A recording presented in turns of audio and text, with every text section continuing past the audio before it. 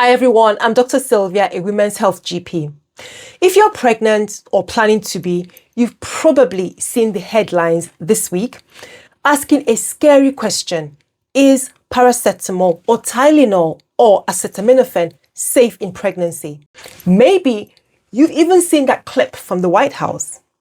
Effective immediately, the FDA will be notifying physicians that the use of let's see how we say that. Acetaminophen. Is that okay? Which is basically commonly known as Tylenol during pregnancy, can be associated with a very increased risk of autism. So taking Tylenol is not good. All right, I'll say it. It's not good.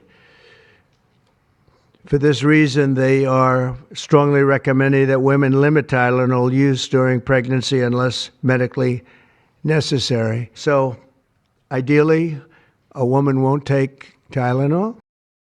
It's everywhere, and I know it's causing a lot of worry. Many people are asking a heartbreaking question. Did I cause my child's autism because I took Tylenol? So today, we're going to talk about this directly.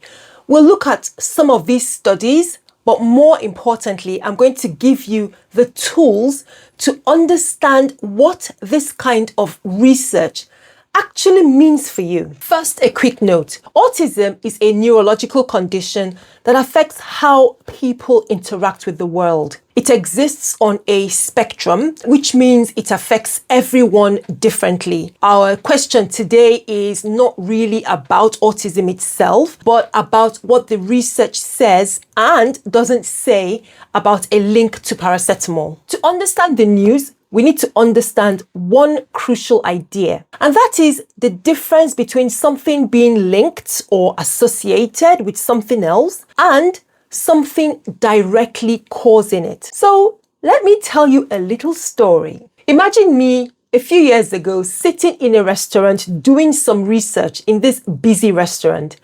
I noticed that on nights when a lot of people order dessert, I also see a lot of wet raincoats and umbrellas by the door. There's a clear link. More dessert, more wet raincoats. Now, if I got it wrong, I might think, eating dessert must cause raincoats to get wet. Yeah, I know that sounds silly, right? Clearly, the sugar in a brownie doesn't make it rain. So what's really happening? Well, there's a hidden factor. It's raining outside. The rain causes people to wear their raincoats, get the umbrella out. The rain also makes people stay in the restaurant longer and they end up ordering more dessert. The dessert and the wet raincoats are just, what do we say, fellow travelers. They just happen to be in a specific situation at the same time, and that's caused by the rain. Now, let's apply this example of mine to our topic. Ordering dessert is like taking paracetamol during pregnancy. Having or wearing a wet raincoat umbrella, that's a child later being diagnosed with autism. The rain, that hidden factor, that's the reason the medicine was needed. Now, it could be a high fever, a bad infection, chronic pain, or severe stress. The research often finds a link between the dessert and the raincoats.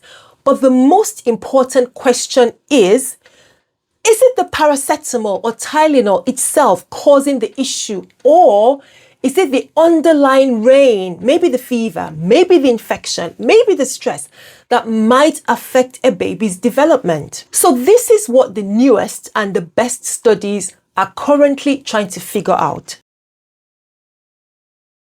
Now, this isn't really a new debate. Back in 2021, I talked about a large European study right here on this channel. Can you take paracetamol when you're pregnant for fever or dealing with pain conditions? Yes.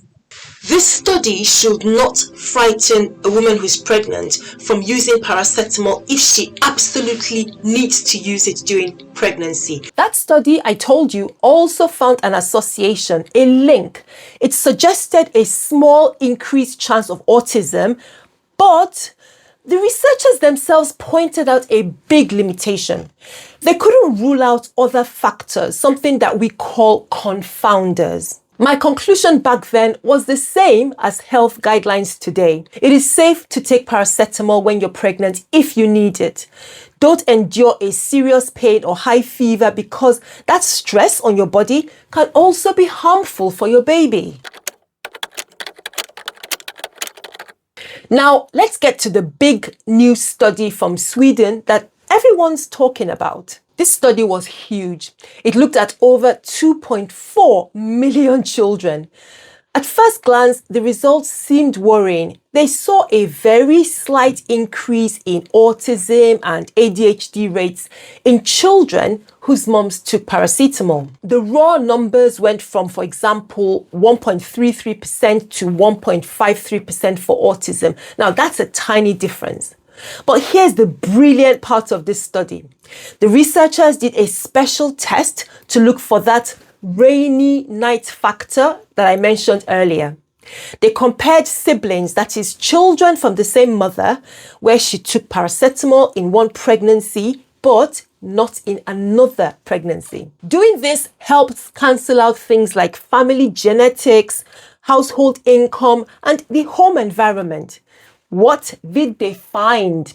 Well, when they compared these siblings, the link between paracetamol and autism or ADHD disappeared completely. The risk was the same. They even checked if taking more paracetamol or Tylenol increased the risk, and it didn't. So the final finding, that tiny initial increase in risk was likely not from the paracetamol itself. It was probably due to those hidden factors. That is the reason the mom needed the medicine in the first place. This was their thinking and what they concluded from that study. Well, I was really glad to see the UK Health Minister address this clearly in response to the communication coming from the White House earlier this week. So taking Tylenol is not good. Prompting a notably blunt rebuke from the UK's Health Secretary on daytime TV. Don't pay any attention whatsoever to what Donald Trump says about medicine. We've got to follow medical science. We've got to follow the evidence. And while the Harvard report cited by Trump reviewed other studies and found evidence consistent with an association between paracetamol and autism, a more in-depth Swedish study on more than 2 million children last year found it was a non-causal association, meaning there is no strong evidence and the medical advice remains emphatic. Paracetamol remains the safest option for pain relief during pregnancy for women. Okay, so here are your key takeaways. Please don't panic. If you have taken paracetamol in pregnancy, based on this best available evidence, you have not directly harmed your child. There is no proven direct cause. The research shows an association, a link, sometimes called a correlation, but the most rigorous analysis found no evidence of cause. Speak to your healthcare provider, always. They know your personal situation best. It is still considered safe to use paracetamol for pain or fever when you need it. In fact, letting a high fever go untreated can be risky. You're doing an incredible job growing a human being. You don't need to endure unnecessary pain on top of all that. Medicine is here to support you. The goal is to use it wisely. If you want to check official guidelines, for those of you who are based in the UK, look up the UK BUMP, that is Best Use of Medicines in Pregnancy website for great, clear information on medications in pregnancy. Thank you so much for watching. Let me know your thoughts. I know this was a heavy topic, but I hope it brought some clarity and peace of mind. If it did, please give this video a like and of course share with somebody else who you think might find it useful. Don't forget to subscribe to the channel and I'll see you next time. Make sure you take care of yourselves.